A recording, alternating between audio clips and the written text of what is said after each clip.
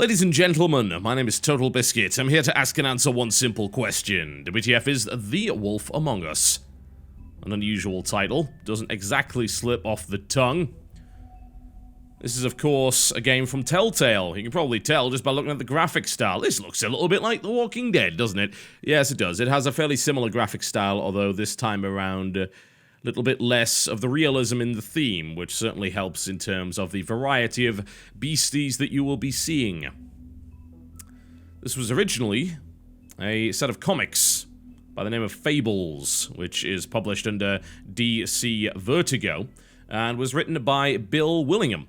And the whole idea of it is that fables and fairy tales are very much real, and the people and creatures involved in them were forced out of their homes and now basically end up living in New York City under the guise of humans. And it is dealing with the notion of trying to not so much fit into, but kind of hide from society, but with your own kind of political turmoil. So think a little bit Vampire the Masquerade in a slightly different setting, but with a bunch of fairy tale creatures rather than a focus on vampires, and I think you'll probably get the idea of what we're looking at here.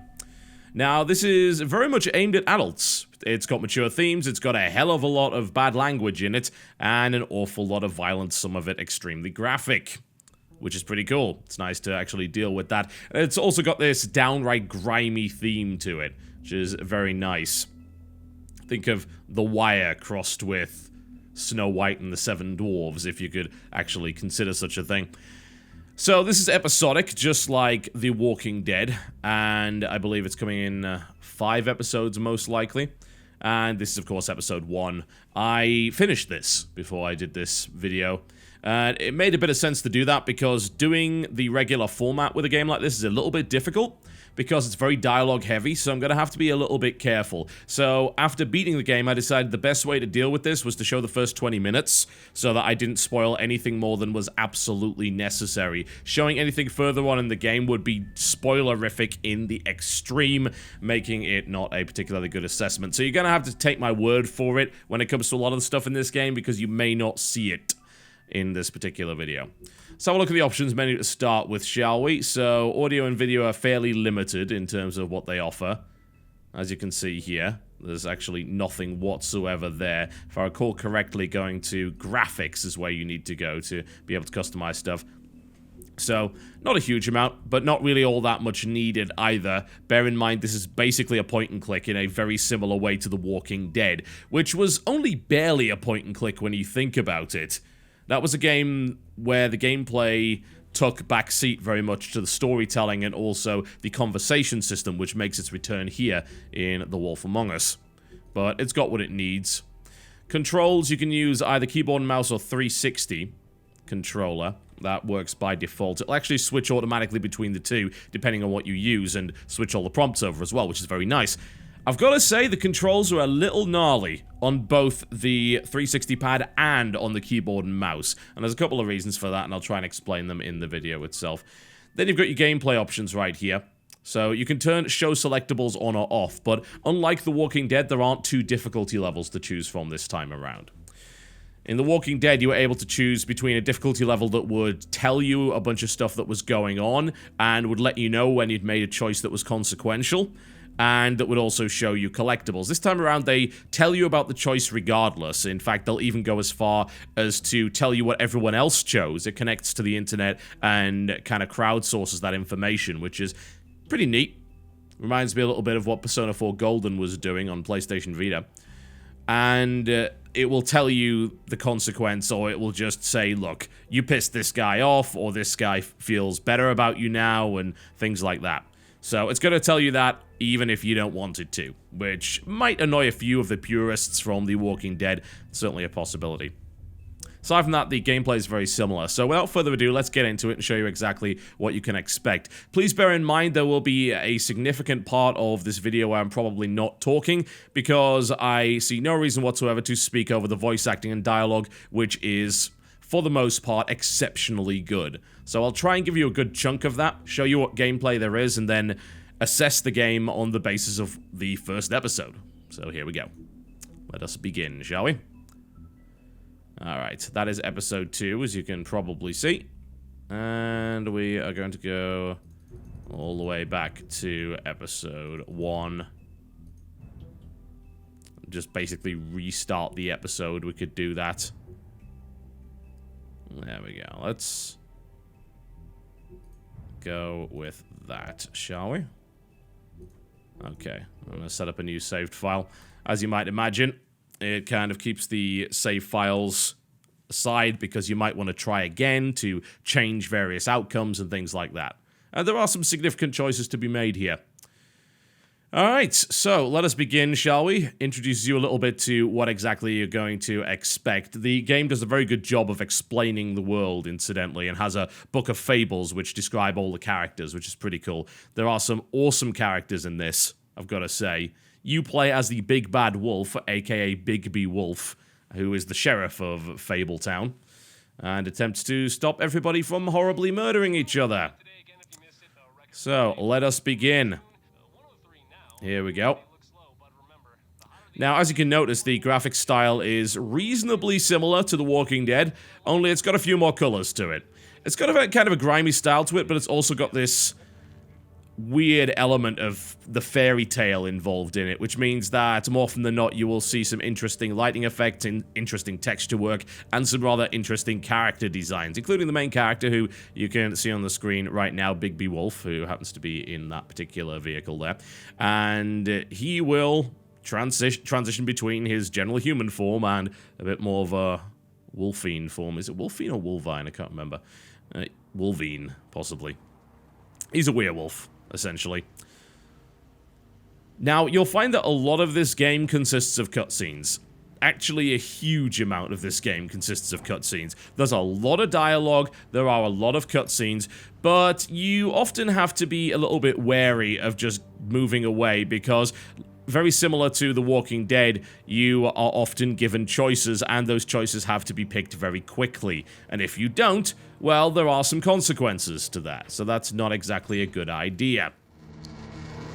Mr. Toad? Oh, shit. Bigby! Listen, mate, I know I don't look human. It's a problem, I get it. I just stepped out the apartment for just a second to see what kind of damage this drunk shit is doing. Just cut me a break, yeah? I'll get me glamour first thing in the morning. Cross my heart. Look, no harm done. I'll give you a pass, but listen. If you can't afford to look human, you're going to the farm. It's as simple as that. You can't send me up to live with those animals. You know what I mean. Go see a witch. Get a glamour. Bigby, they're bleeding me dry, mate. The quality of the spout goes down, but the rates keep climbing up. Do you have any idea how much it costs to have an entire family in glamour? I don't make the rules. Sorry. I can't give you a free pass on this, Toad. My hands are tied. Right. There's too much at stake. Whatever it costs, it's worth it. You don't want me catching you out of glamour again. Fucking hell! See? This is what I told you about, Sheriff. You're just gonna stand there? Do something, Bigby, before he completely tears up the place! So, what am I walking into exactly? Woodsman's on another bender. He's been going on like that for hours. Turn this place to dust if you let him. He's in a fucking rage. This is the last straw, Bigby. He has to go. So what set him off? Who knows what it was this time? Man's got a hair trigger. I avoid him as much as possible. When did he start drinking? Not sure he ever stopped. Fuck you! I didn't know anyone else was up there.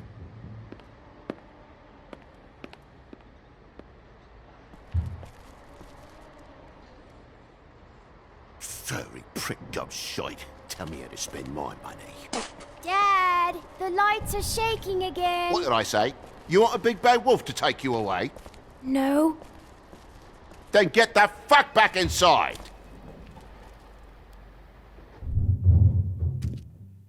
And there you go. Lots of dialogue. I'll speak over the rest of it, so I've given you a pretty good sample of what to expect here. Now, movement is controlled with WAS and D. Alternatively, of course, you can use a 360 controller. and it should immediately switch over to the proper prompt. So I've just picked up mine now, and you use the right stick to have a look at stuff on the ground and activate it, and the left stick to move around. So there's a weird problem with this, I suppose, in that if you use WAS and D, the movement's very clunky and a little bit weird, and it can be problematic. As you can see, you don't necessarily go in the right direction half the time. It doesn't seem to be that responsive. It's a big problem when transitioning between screens as well, because the camera doesn't tend to shift. It sort of switches as you walk to a certain point on the screen, then the perspective will change. Alternatively, you can use the sticks on a 360 controller, which is smoother for movement, but picking stuff up is more awkward because especially if there's like multiple options available, like look and present an item and things like that. So that's a little bit more awkward because you kind of have to aim at the right option there, which is not so great. So it's kind of take your pick. You can do a lot of the movement and controlling just with the mouse, though. You more often than not don't have to move around too much, but sometimes you have to move in order to actually change the camera angle so you can see something else on the screen. So it's a bit of a pain in the ass, I've got to say. Now, the gameplay, for the most part, consists of conversations and dialogue, as you saw right there, and you will also gain a limited amount of items. You don't really have to go fishing in your inventory for anything. You can kind of just scroll through it, but it doesn't seem to do anything. If it can be used with an item or a person, it will show you as part of that sort of wraparound menu here, as you can see. So I can knock on the door or kick on the door. If I had an item that could be used with the door, it would take up this little quadrant right here. So the actual point-and-click gameplay, at least in episode 1, is fairly minimal. There's not a huge amount of it involved, although you can miss things, it is possible. Most of it, though, is just a case of you've got to grab this item in order to progress. There's no backtracking involved. It seems like you're set in a particular scene, at least in episode 1, so it's about as linear as it gets, really. Most of this first episode consists of dialogue, cutscenes, a limited amount of investigation, and some quick-time event combat, which is very similar to the way that The Walking Dead did things. Alright, let's head on in, shall we? And we're gonna kick down this door, I think. No, actually, I kicked down the door last time. Let's knock and see what happens. I'm interested. Let's see what we actually get here, if anything. Come to think of it, I should probably turn the subtitles on, otherwise you guys are gonna have absolutely no idea what is going on. So let's quickly knock those on. There we go. And then you should at least have an idea of what's going on while I'm speaking over it. There we go. Alright, much better. So, whatever the case, you're going to be spending an awful lot of your time in this game looking at cutscenes, watching stuff, and occasionally engaging in dialogue. It's never really safe just to sort of relax and watch stuff because of all of this stuff. Let's calm down, shall we? Nope, that's not going to happen, so we're going to get into a little bit of combat, and for the most part, the combat is quick-time events. I think I'm going to threaten him. There we go, let's give that a try. I'm gonna break your fucking face. That's the way to do it. Now, there was a consequence to that, as popped up in the corner there, very similar to the way The Walking Dead did things. And the fighting is, unfortunately, just the kind of thing that results in a failure state most of the time. So, it's a little bit annoying in that respect. I'm gonna actually deliberately fail this just to show you what actually happens. Let's see. Will I actually get taken out? Let's let him hit me a few times. See what happens there. I'm interested to know. Because it is actually possible to fail some of these fights, but I'm not sure if you can fail the first one. And that results in a game over screen, so you have to basically start again. So I'm letting him slice me up pretty hard here, just for the sake of seeing what actually happens. For the most part, the combat involves either pressing a button at the right time, hammering a button, or clicking a specific part of the body. So, let's see if it actually lets me die. That would be pretty interesting. It's taking an awful lot of work to kill me, I gotta say. There's a fight later on in the game which has much more immediate failure state involved in it. My character's just getting thrown around. It's really quite comical. I think this is probably the failure state bit because it gave me so much time there. Yeah, that seemed to do the trick, and now he's probably going to grab his axe and most likely take that off. So there you go. That'll be amusing to watch. There we go. Much better. And there's the game over. So, as you can see, there are failure states in this. This is certainly not a David Cage game, so they don't let you get around them. You've pretty much got to do the combat there. And by the looks of it, actually starts from that checkpoint, so I can let him beat the snot out of me as long as I don't let him kill me with the axe. So there you go. The prompts are quite nicely stylized, actually. I really quite like them. They're nice and easy to see. A little bit more badly beaten than would otherwise have been expected, but hey, we'll go with that. You should probably get out of here. Look. And the rest of it is the dialogue and the cutscenes. And that's the gameplay in a nutshell. I mean, there's really nothing else to actually say about it, because there's nothing else to it. And that gets us onto the discussion of whether or not it is okay to have minimalistic gameplay in what is essentially an interactive movie of some description. Alright. You need to go. I can't go. And I'd say yes, it is. It is actually okay. Surprisingly enough, I've played games like this, and of course, Heavy Rain, and some of The Walking Dead as well. And I come to this conclusion with games like that. There's ways of doing narrative that kind of involve taking away the gameplay in general. And as a result, you get games like The Walking Dead and Heavy Rain that focus more on narrative than they do on gameplay. They keep the gameplay to kind of a functional bare minimum, and the gameplay doesn't interfere with the narrative. The narrative always takes precedent, right? Then there's other ways of doing it. There is the Brothers way of doing it, where they perfectly integrate mechanics and storytelling, and even the controls actually tell a story of their own and convey feelings to the player, which is very difficult to do, and not many games actually manage to pull that off. And then there's the other games, where narrative and mechanics seem to be at loggerheads. They're constantly battling for your attention, and they're doing it to the detriment of each other. And there's plenty of games, you know, you've heard the term ludonarrative dissonance, often misused, but it's just examples of the narrative just not fitting with what you're actually doing and the actions that you're taking. Now, games like this manage to properly avoid that kind of stuff, thankfully, which is nice. Pretty happy about that. But is that any good? Is it okay to have reduced gameplay? I think it is, for the most part. I think you can get away with that. But you also have to then consider that the value comes in the narrative, the storytelling, and how things progress. And if they don't do a good job of that, then the game is a waste of your time. Thankfully, my impression of The Wolf Among Us so far is that it tells a damn good story. And in a really good way. It's funny, it's well written, it's got fantastic characters, the voice acting is cracking, and in all of that, it adds this element of necessity and urgency to everything, because you have to answer these questions very quickly. And these are choices that are mutually exclusive. Now, most of them don't really make a huge amount of a difference, but there'll be little subtle things, and you get different pieces of dialogue every time you do it. And then there are some major decisions that you can make that just cause characters to just, die, you know? Things like that can happen, just like in The Walking Dead. There's all sorts of really great things that can occur there. And I absolutely love that, and I've always liked the notion of being able to make real meaningful choices in games. And for the most part, you're not really able to do that in a lot of video games, yeah? And in these kind of games, because they've simplified the mechanics, and yes, they've made it kind of linear with some divergent points here and there, you are able to make real meaningful choices. Now, some of them are just kind of flavor choices. And I know The Walking Dead did quite a lot of that as well, where it's like, oh yeah, this appears to be a real meaningful choice, and it actually ends up not being a real meaningful choice. But at the time, you feel like it was, and you get different reactions from characters, which is in itself really awesome. And I know a lot of people really like the idea of being able to act in a certain way, that sort of limited role-playing aspect to it. And these games do that incredibly well.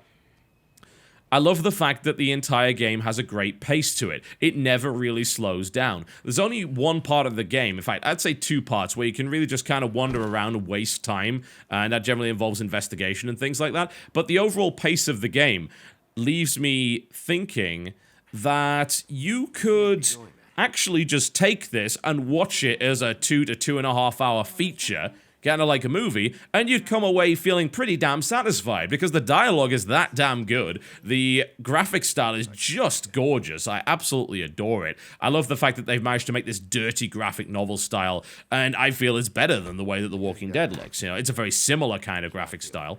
You know, very much the black stroke outlines on things, the graphic novel style, the, say, overemphasized, almost cel-shady style of color, even though it's not actually cel-shading at all.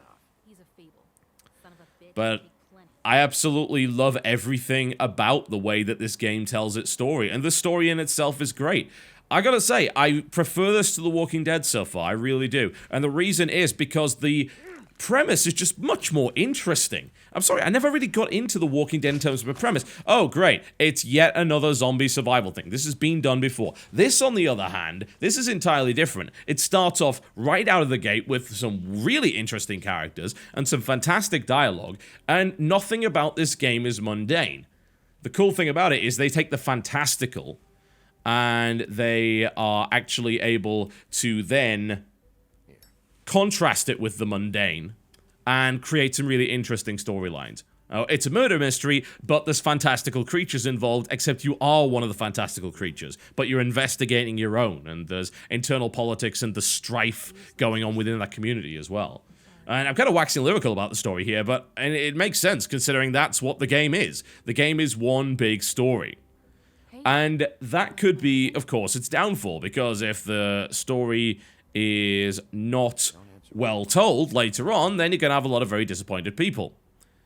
Thankfully, at this point, I'd say that it's off to a damn good start. I'm really, really happy with the way that The Wolf Among Us has played out. But I'm going to give that warning to people again. If you are looking for a complex point and click, if you're looking for puzzle solving, if you're looking for anything beyond a kind of choose your own adventure interactive movie, you're not going to find it here. Because that's not what they've made, and that's not what they made with The Walking Dead either. But that's okay, because we have an awful lot of games with fantastic mechanics and things like that, and we don't have that many games that just focus on dialogue and story, and this game does both, and it does it very, very well and presents it in a really fantastic fashion. So I'm really happy with it so far. It's enamored me through the entire experience, and I played it pretty much start to finish, and didn't regret any of it. There are some minor problems with it, as I said, like the controls, and also animations have this tendency of kind of bugging out slightly every now and again. It's almost like the character warps forward a little bit, which is a little bit weird. I'd prefer the camera control was a bit better as well. Like, obviously the cameras in cutscenes are flawless, but outside of cutscenes where you're wandering around and it changes the camera to look at a different part of the room, kind of like the older style of moving between pre-rendered backgrounds and things like that. It's okay. And that's cool. But unfortunately, they just don't really do it that well. I'm okay with having the old sort of Resident Evil 2 style of doing things there with the scene switching, but it's a little buggy. Or either that or it's just not that well designed. It's clumsy is probably the best way to describe it. So those would be the problems that I'd list with it personally, and maybe they just could have put a bit more gameplay in it. Maybe there will be a little bit more later on, but it seemed like picking up items was almost pointless. Most of the items I picked up through the playthrough I didn't really find a use for whatsoever. So if there's going to be any of that, it could be later on. Naturally, we don't really know just how important a lot of these character interactions will be until we play the rest of the episodes. So it could be a gigantic bait and switch, but it started off really strong, and I'm really looking forward to playing the rest of it. I honestly am. It seems like they've done a pretty damn phenomenal job with this. So there you go, folks. The Wolf Among Us is available episode 1 on Steam right now. $25, I believe, gets you the entire season, and of course it's episodic. The first episode took me about 2.5 hours to finish, and there will be a few more episodes to follow that up over the next couple of months. And I'm looking forward to getting my hands on them. I'm excited for the next one. My name's been TotalBiscuit, taking a look at The Wolf Among Us. Thank you very much for watching, and I'll see you next time.